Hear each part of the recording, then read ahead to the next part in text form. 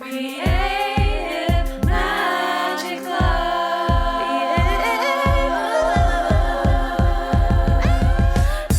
What's up? This is Sarah Mack and welcome to Creative Magic Club. Together, we'll discover inspirational stories of creative entrepreneurs living out their dreams, doing the work they are most passionate about, and building wealth in magical and fun ways. While building a six-figure income as a writer and coach, helping other women to launch their dream businesses, I've connected with so many incredible people and seen it proven again and again that you can thrive financially doing whatever it is you are passionate about. I'm here to share life-changing strategies for mindset, making money, and reaching more people with your work in a business and life filled with creativity, freedom, and fun.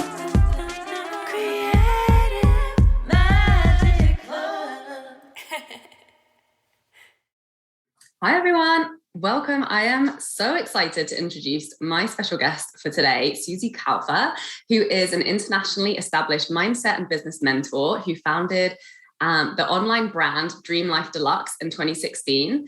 And after only 7 months in business, she quit her job and her apartment in Sydney and set off on a never-ending round-the-world trip in May 2017. She hit her first 25K cash month in November of the same year. Hi Susi, thank you so much for joining us. Thank you for having me. I feel like we have so much in common when it comes to values and audience and the freedom lifestyle. Yeah, I'm so thrilled to have you on the show. And I have been a big fan of, and I realized that I didn't really know you anywhere else outside of the context of your Facebook community, like Action Independent Biz Babes, which was just one of the communities that I discovered like early on as an entrepreneur. And you know, props to you for cultivating that community. It's such a cool space, so many incredible women.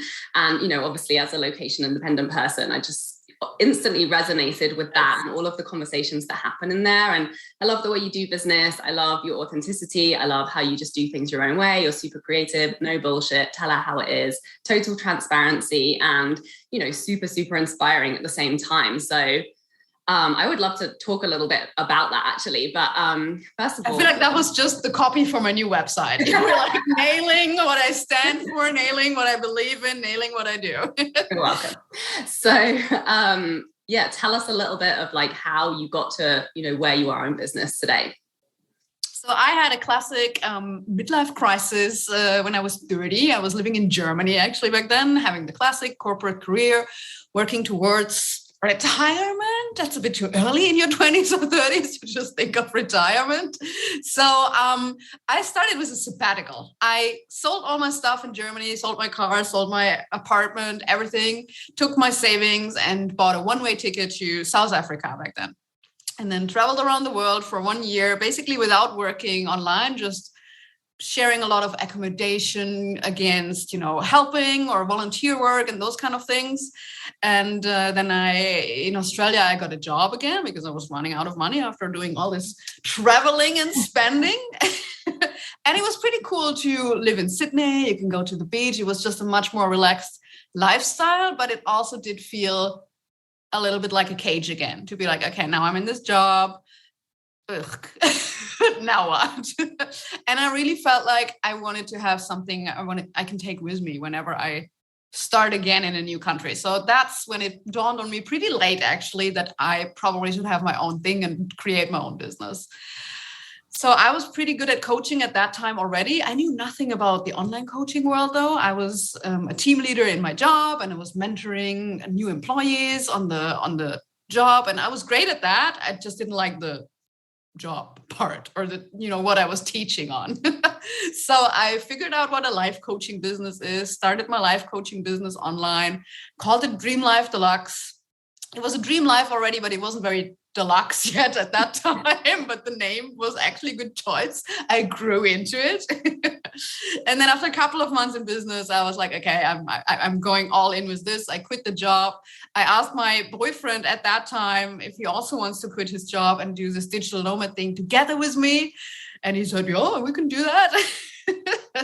We are married in the meantime. We've traveled as nomads without a home, just living out of our suitcases for 5 full years now. And people in Germany are still waiting for me to come back to a normal life. And it just it doesn't seem to happen. You get that question a lot. Are you coming home anytime soon? No, I don't get that anymore. But I think people have kind of gotten the idea that I now live in Australia. And even then I'm sometimes like, no, we're packing up our stuff and we're going to Asia. And people are like, what? Still not settling down in the classic form of, house, white picket fence, dog, children, all those kind of things. So it's still a bit of an unconventional life, but it's the beauty of being a business owner, having a location independent business and growing into that. Yeah, so much fun. And, it was the same for me. Like that was my desire when I stepped, that was the thing that drew me to entrepreneurship. Like my single thing that I knew that I wanted out of all the things that I wasn't sure I wanted was that I loved travel. By that point I was already living in Canada. So I knew I had family back home, really like my best friends in Canada.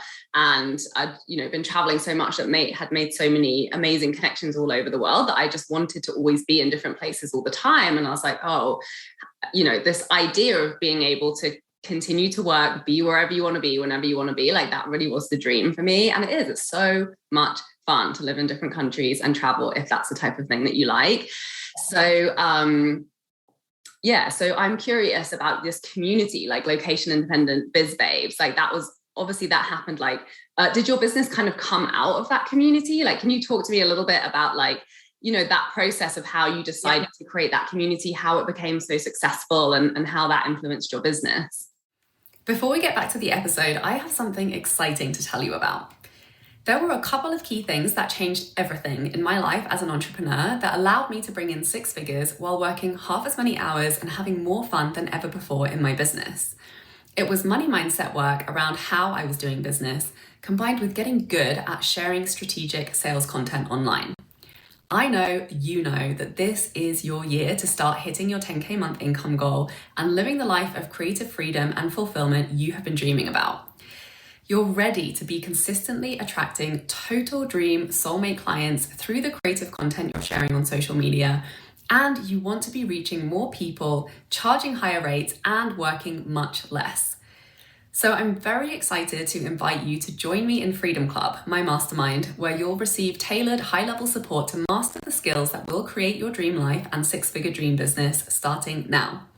With focused weekly trainings and coaching calls to find the clarity on your content that's going to make you the most money, to design a simple, fun launch strategy you'll enjoy following through on, plus daily support and feedback from me in the Voxer chat, you'll find that sweet spot in your business where you're the most confident in your work, having the most fun, and making the most money. Go to withsarahmac.com/freedom club to apply now. Now let's get back to the episode. Honestly, I probably did what most people don't do. I didn't start the group with the intention to make it a successful business or to make money with it. I honestly just in the time posted in a couple of other Facebook groups where women connected around travel, not even around business. And I remember I shared my story there, how I left Germany, how I broke free from the German mindset of, no, you can't just do that. Nobody does that. And I remember that I had like kind of a viral post there that so many women resonated with. They were like, oh my God, I totally have the same background. I totally get how hard it is to break free from those conventions when you have lived in them your whole life. And there I had like, it was like, I still had phone notifications and I was still working in my day job and it was doing like, ding, ding, someone commented on your post. And it was like, the screen was full with things and it was overwhelming, but really also incredible because I shared a very vulnerable post about my story and it resonated with so many people. And in the end, I got so many messages and so many people that wanted to connect with me that I was like, first of all, I can't reply to everyone, as incredible as that is. But second of all, there are so many women that feel so different that it would just make sense to bring them together. So, and that's why I started the group. So basically, I sent a copy-paste message to everyone and said, look, I can't reply to everyone, but I would love to stay in touch. Join this Facebook group.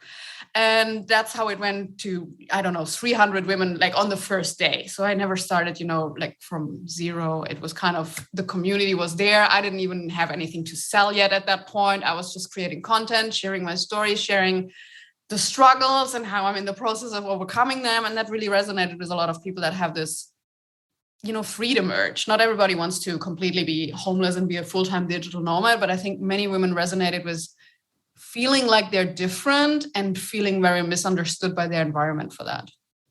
That's amazing. And that's just like the perfect case study of how like your story where you are right now is totally enough. And the power in sharing your vulnerability and where you are and what you're moving through is, you know, it's enough to have like a huge impact and to bring people together and to, you know, really start something incredible. So I love that story. And that's actually, you know, it's such a pure intention, like, because it is really difficult when we go into things and we're like, well, this must make me money. You know, it can kind of cut off a lot of that connection when you really go into something super strategically. So I think that's such an incredible case study. So what, like, talk to me a little bit about how that has evolved. Like, what are some of the main ways that you've changed in terms of what you're doing as a coach since, you know, you started out? Has it changed a lot? Has it, you know, stayed a bit the same? It changes all the time. That's the beautiful thing about being a personal brand.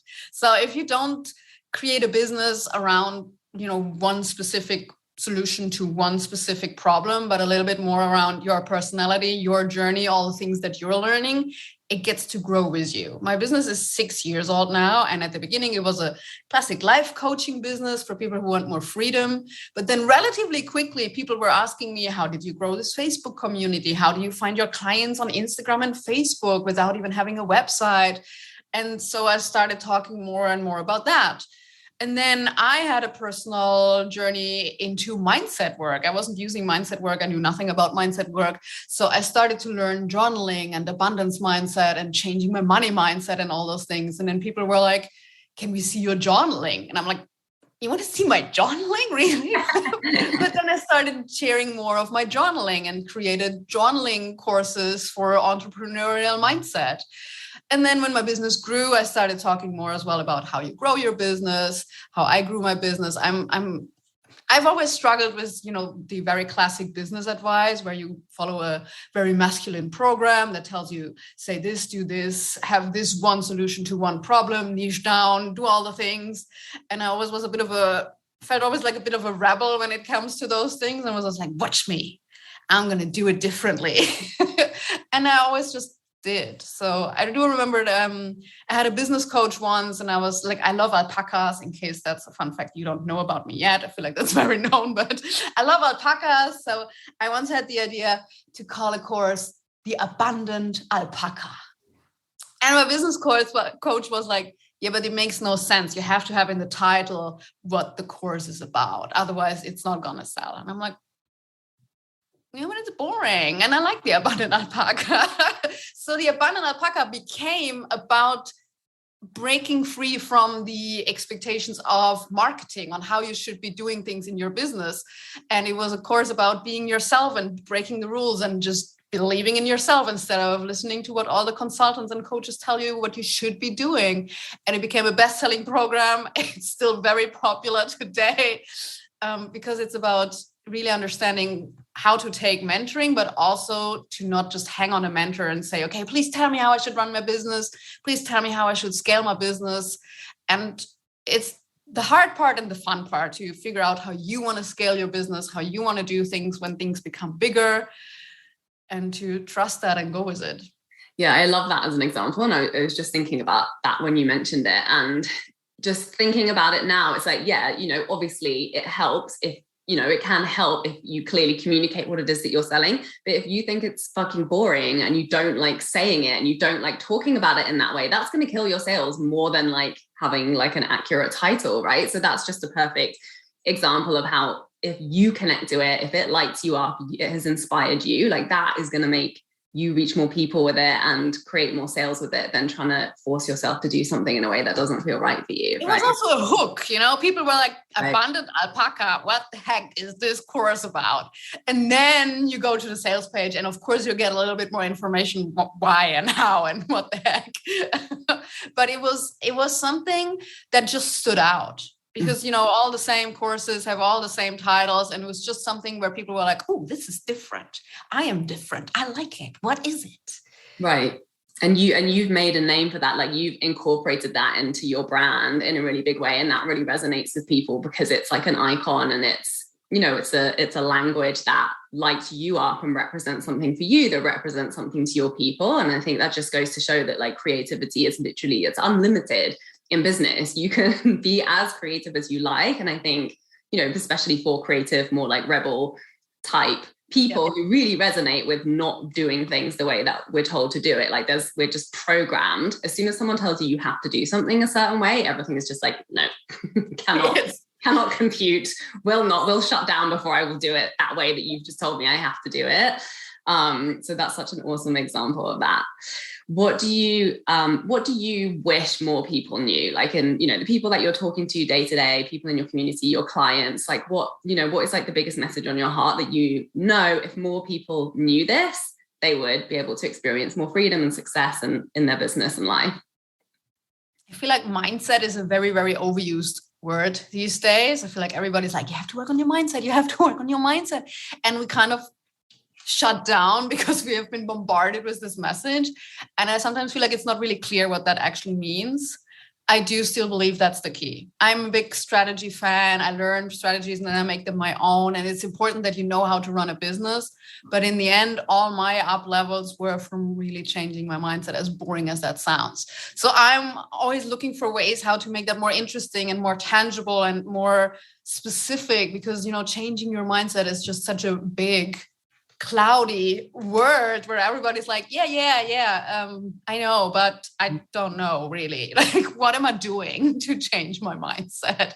So I just love to have examples of that, where I share my own journaling with people and just share the pages with how I wrote into existence what didn't even exist back then, but is now the reality, or how I specifically change one belief, like one limiting belief that I still have right now that I really want to get rid of. How do I change that? And then just sharing the process. And I'm a big fan of journaling, to just, I don't journal like, dear diary, this is how my day was. This sucked today and this was great. I really get out of my own head, because, that's where my current thinking is in, and kind of teleport myself into the future version of myself and really ask myself, okay, now that I'm already running a successful multiple 7-figure business and I'm super happy and relaxed with everything, how did I do it? And that's where I get my business advice from my future self. That is such a great exercise. Thank you for sharing that. And I'm really curious kind of how your relationship with being a digital nomad has like evolved over the years, because I know it's super exciting, it's really, really fun, but there are also challenges that come along with just like, not living in a stable place, or having to learn new things all the time, or navigate different languages, different cultures, or not having like an established community. So what are some of the ways that you've kind of grown resilient and able to do it in like more and more supported and fun ways? I think there is a difference if you want to do this for a shorter period of time, let me say 6 to 12 months, or if you really want to create this as a sustainable lifestyle with a relationship, with a business, and with all your struggles that will come along the way whilst you are a digital nomad, because you'll be taking it all with you. So we did things slower after time. So at the beginning, it was like, oh, hey, let's go to Finland, let's go to Canada, let's go to New York, let's go to St. Lucia, let's go to Barbados, let's go to England, until you kind of almost get like a travel burnout. And I now like to stay in homes wherever I can. So either Airbnb or house sitting. We also do a lot of house sitting. And I like when you just walk into a place where you do have a kitchen and you do have a fridge and you do have kind of amenities that allow you to live a normal life in a certain location for a while, and then you pack up and go, compared to living in a hotel out of like 4 years. As much as I love 5-star hotels and I love the vibe and I love to be in 5-star hotels, I tried to only live in 5-star hotels for 2 months, and it was actually not as I expected it to be. It is actually nice to have 3 rooms in a place and not just one, and have a kitchen and just have a bit of a sense of a normal local life whilst you're somewhere, compared to the holiday or vacation lifestyle where you just go from hotel to hotel, which you can do a couple of weeks. But I found it just much more sustainable to slow things down, and then to live 2 months here and 3 months here, and then travel 4 weeks here and then stay 6 months there. Yeah, I definitely resonate with that. I'm definitely more of an Airbnb apartment girl, and I actually hate hotels, especially in North America, because they never have freaking kettles. So I have to make tea in the coffee machine And then my tea tastes like coffee. I'm like, what's wrong with you people? Can't you put a kettle in here? So what is your, like, do you have a vision for your future? Do you know you want to keep traveling for a long time? Like, what do you think? Do you know? Or you just I think that's a difficult question because I want so many things. I want an alpaca farm. Okay. I want a sausage dog. And I want to travel. Those are currently the hardest big questions. Pets. So I love animals. I love pets. I've done an alpaca farm house sit for 3 months. We do a lot of dog sitting. And that's kind of cool because you get to travel and have pets. But one day I want to have my own pets. And I'm like, oh, how does that look like? But probably we're going to do the same thing. We're going to have someone pet sit at our place whilst we are traveling to other places, even though that will be hard. I almost need someone who wants to share their life with me part-time, like 3 people in a group. And then you can hop over, like 3 months they come to Australia whilst I go to their place in Canada, whilst they go to her place on Bali or something like that. So it does definitely include being a little bit more settled, but not in one place, maybe in 2 or 3 places around the world. And everybody has an alpaca farm and you just rotate. You're just one, one has an alpaca farm, one has a retreat center on Bali, and one has 3 sausage dogs and a beagle in Australia or something like that. But then we're missing Europe. It's so difficult. I want so many things. I have full faith that you will create that. You will find a solution. Everything is possible, right? Yes. So thank you so much for coming on the show and sharing all of your wisdom and stories and inspiration with us. What are you up to at the moment? Where can people follow you and find out more about your work? So because nobody can spell my last name, my website is dreamlifedeluxe.com. That's where you will find whatever is currently going on, whatever I'm currently selling, launching, doing. I am super excited that COVID is coming to an end and we can travel again. So I'm finally bringing back my yearly Bali retreat. I still have clients that have been waiting for the next Bali retreat because they signed up 2 years ago. But we finally have dates for next year, tentatively. This year I was still too scared to do it. But next year is happening, and then it's going to happen regularly again. And I just love to basically offer to live the dream life deluxe for a week with other women. And really, like, we're in a super luxurious villa, my favorite place on earth. It's abundant. We have a personal chef. We have a private yoga teacher. We have a private driver. It's just the most fantastic creative week to surrender and to get inspired and to just live your best life. And I love those in-person events as much as I do so much digitally and online. To meet with my clients or just with inspiring women once per year on Bali is amazing. That sounds so much fun. Amazing. Thank you so much, Susi. Thank you, everybody, for tuning in. Please share this with anyone you know that it would resonate with, and we'll see you next week. Bye. Bye. For more inspirational content, head over to my website withsarahmac.com and please support the show by liking, commenting, and subscribing.